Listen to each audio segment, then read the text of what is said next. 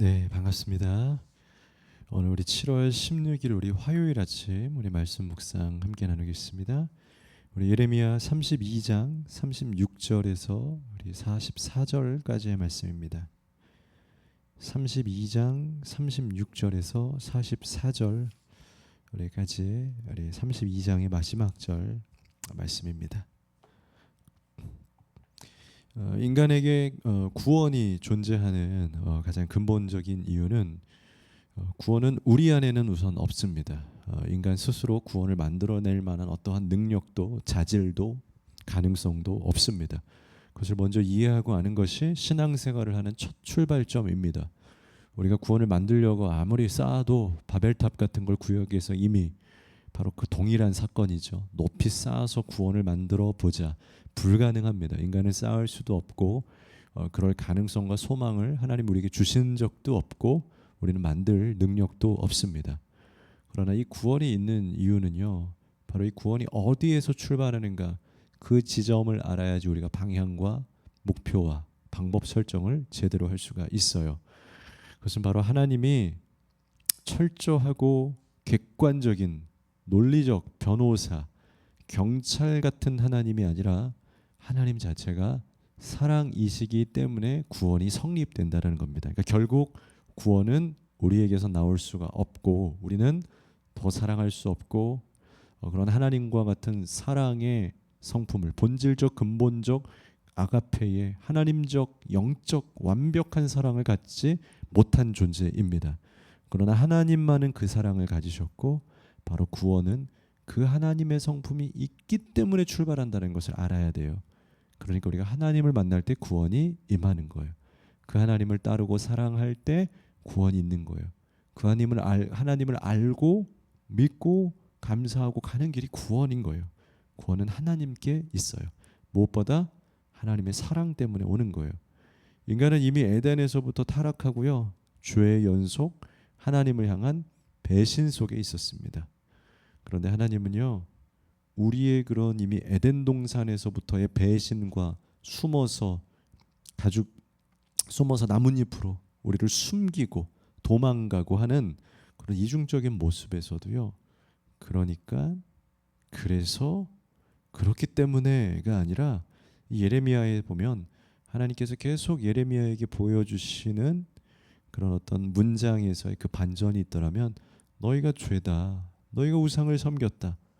그런데 항상 그 어절에 보면 그렇기 때문에 심판회가 아니더라고요. 그렇기 때문에 현재 심판 중에 있지만 너희를 훈련하고 그런 고생의 연단 과정 중에 있지만 항상 그 끝에 보면 너희가 우상이었고 나를 버렸고 떠났도다. 그래서가 아니라 그러나로 시작을 한다는 거죠. 이것이 너무 큰 은혜예요. 바로 하나님이 구원을 잡고 있다는 거죠. 핸들링을 하나님이 하고 있어요. 그러나 구원하겠다. 그러나 나는 너를 용서한다. 그러나 나는 사랑이다. 너희와 함께 하기를 원한다. 오늘 바로 그 장면이 오늘 말씀에도 그렇게 많은 사람들이 예레미야 말씀, 선지서 말씀을 보면요. 어려워해요. 물론 어렵습니다. 또 반복되고 또 교인들하고 이야기 나눠보면 똑같은 얘기만 하는 것 같아요 라고 말해요. 맞아요.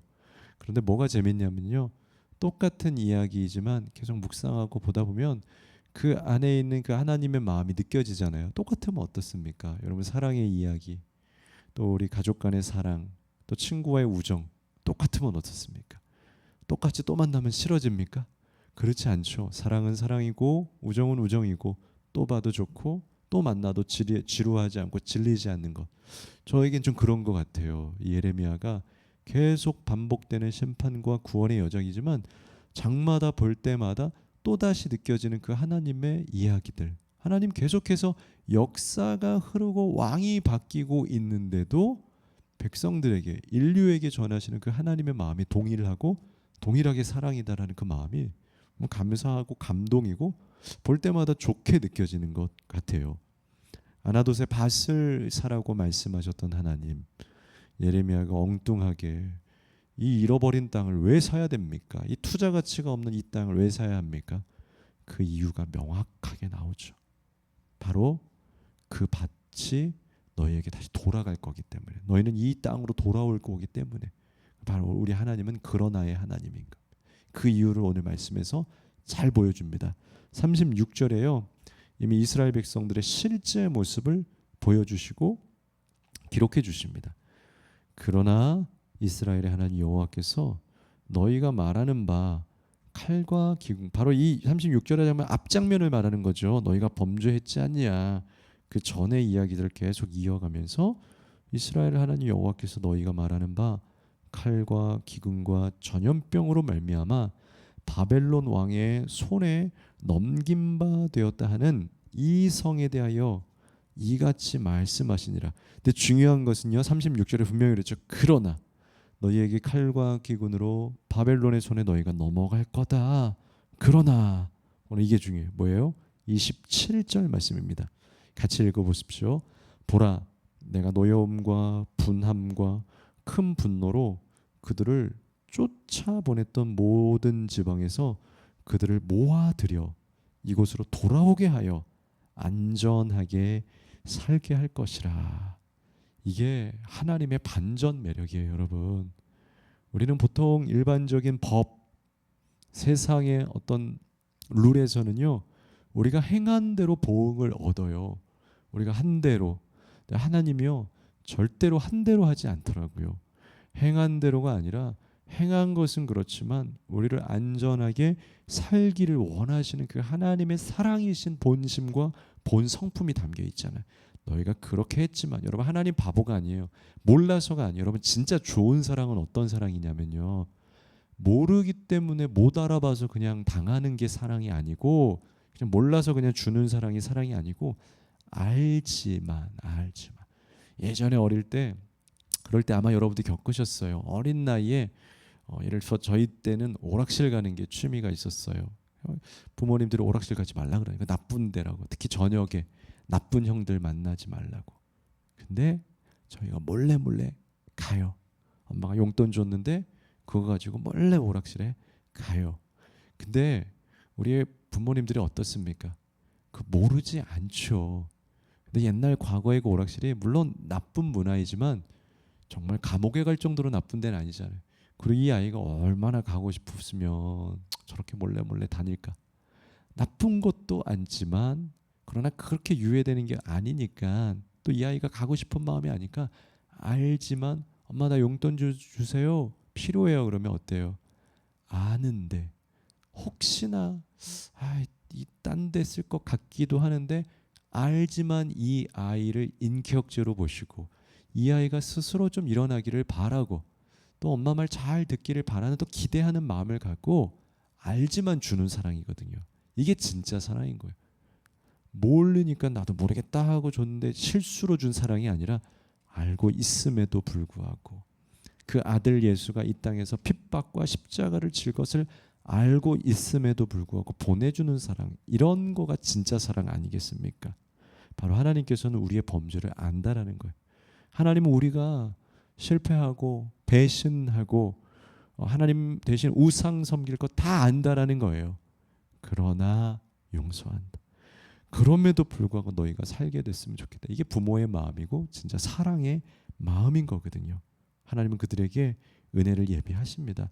37절 우리가 같이 읽었고요. 38절부터 41절까지의 본문에 보면 계속해서 하나님의 본심이 나옵니다. 38절부터 그들은 내 백성이 되겠고 나는 그들의 하나님이 될 것이며.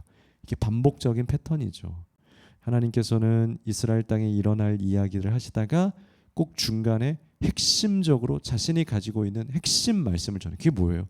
나는 너희의 하나님 되고 싶고 너희는 나의 자녀가 돼야 돼. 여러분 신앙생활 하면서 뭐 해야 될까요? 우리가 선교 이루고 부흥을 이루고 많은 업적을 이루고 다 소중합니다. 해야 됩니다. 우리의 사명입니다. 그러나 진짜 하나님이 여러분들에게 원하셨던 건 뭡니까? 여러분들이 봉사하고 뭐하고 다 좋습니다. 많이 하십시오. 그런데요, 그 모든 것을 할지라도 하나님의 자녀가 되는 것을 우리가 잊는다면, 하나님의 자녀로서 여러분들이 해야 할 여러분들의 도리, 여러분들의 사명, 그것을 잊는다면 여러분들이 아무리 많은 봉사를 하고 있다 할지라도, 아무리 많은 헌신을 하고 있다 할지라도 자녀된 도리, 여러분이 진심으로 예배하는 것이 훨씬 더 중요해요. 여러분들이 자녀로서 하나님 앞에 해야 할, 성도로서 해야 할 여러분들의 그 믿음의 사명을 다하는 것이 너무 중요해요. 왜냐하면 하나님은 이스라엘 백성들이 내가 너희를 선교사로 삼겠다고 말하자. 나는 너희의 하나님이 되고 너희는 내 자녀가 돼. 이것이 바로 우리의 신앙생활에 대입한다면 바로 그건 거예요. 여러분들이 무엇을 많이 돕고 있고 내가 목사님을 돕고 있어요. 감사하죠. 좋죠. 근데 그 함정에 빠져서는 안 돼요. 목사님 제가 많이 헌신하니까요. 시간으로 따져봐도 내가 많이 돕는데요. 귀하죠. 은혜죠. 그것보다 더 중요한 건 내가 하나님의 자녀이냐. 내가 성도로서 여러분 봉사자들과 일하는 사람들이 빠지는 함정. 저도 수많은 봉사자들을 봤으니까요. 많이 동역했으니까 아쉬운 게 뭐냐면 내가 봉사하고 일하고 있다는 함정에 빠져요. 그리고 정말 하나님 앞에 기도하고 예배하고 또 성도로서의 도리와 여러분들이 정말 하나님을 향한 경외의 신앙을 잊어버리다라는 거예요. 그리고 뭘로 채우냐? 내가 봉사하고 있잖아요. 제가 교사하고 있잖아요. 제가 반주하고 있잖아요. 제가 운행하고 있잖아요. 그걸로 마치 자기가 자녀된 걸 이루고 있다고 착각하는 위험한 거예요, 여러분. 내가 일하는 건 감사로 당연히 해야 되는 거예요. 그 이전에 우리에게 중요한 건 자녀가 되는 거. 자녀는 하나님을 경외하고 사랑하고 자녀로서의 본분과 도리를 지키는 게 중요한 거예요. 그게 첫 번째예요. 그렇게 예배 생활하시고 그러면서 그 감사 아래서 여러분들의 사명을 또한 감당하는 것. 이것이 건강한 신앙생활 아니겠습니까? 오늘 하나님은 그 패턴을 말씀하고 있어. 나는 너희의 하나님이 되고 싶어. 너희는 내 자녀가 되었으면 좋겠어.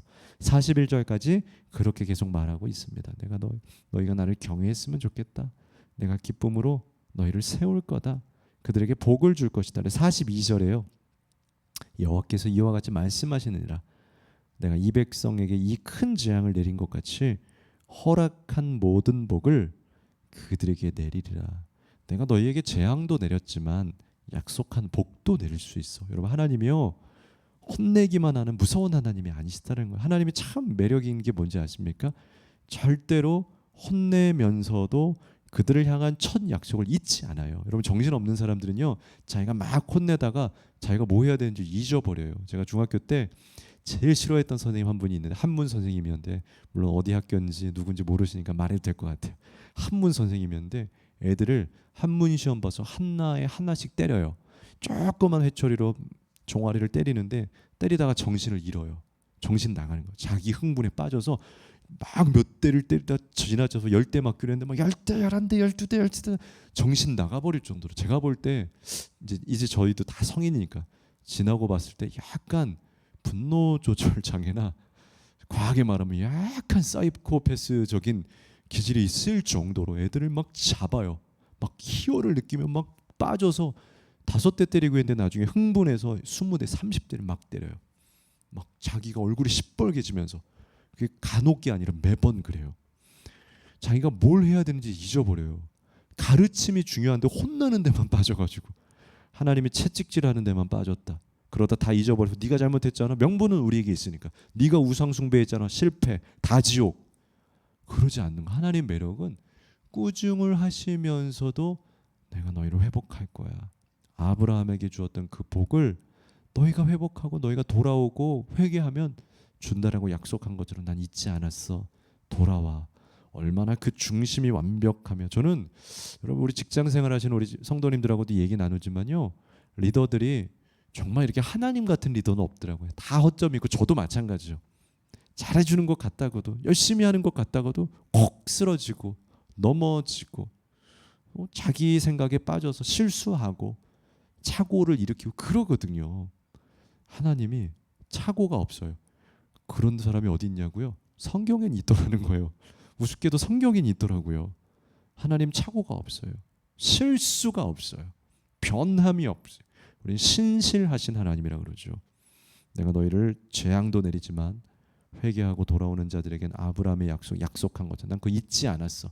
잊는 건 니네가 잊은 거지.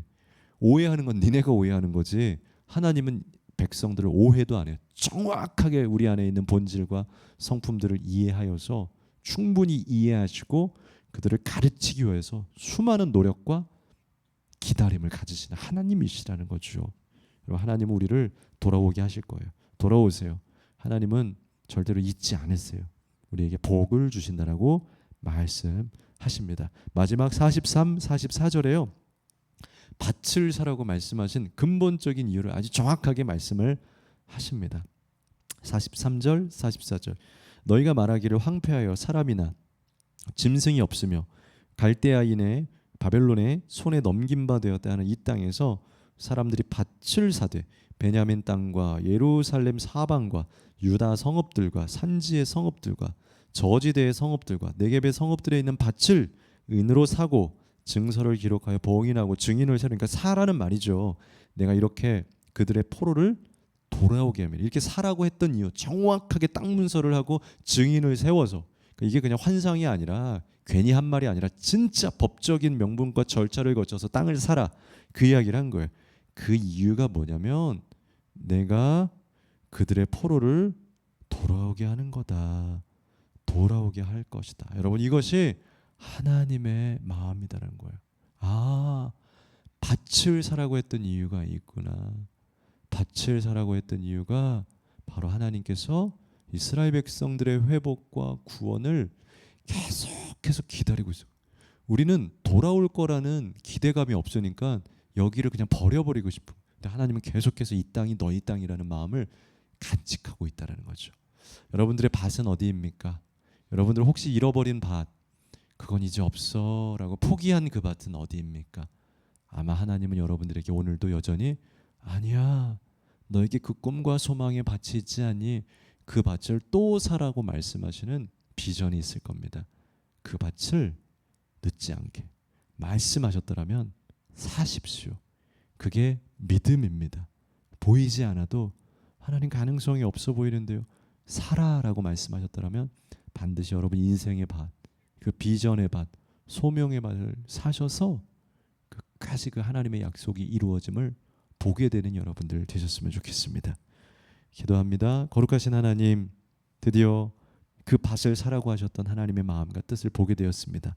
우리는 변하지만 하나님은 변하지 않으셔서, 우리는 잊지만 하나님은 잊지 않으셔서 우리에게 다시 돌아오게 할 그날을 기다리고 계셨음을 보게 됩니다. 역시 하나님은 심판이 아니라 사랑과 구원의 하나님이셨습니다. 오늘 우리 삶에 잊어버렸던 구원의 밭을, 비전의 밭을 다시 사는 우리들 되게 하여 주옵소서. 잃어버린 밭을 찾는 우리들 되게 하여 주옵소서. 예수님 이름으로 기도합니다. 아멘.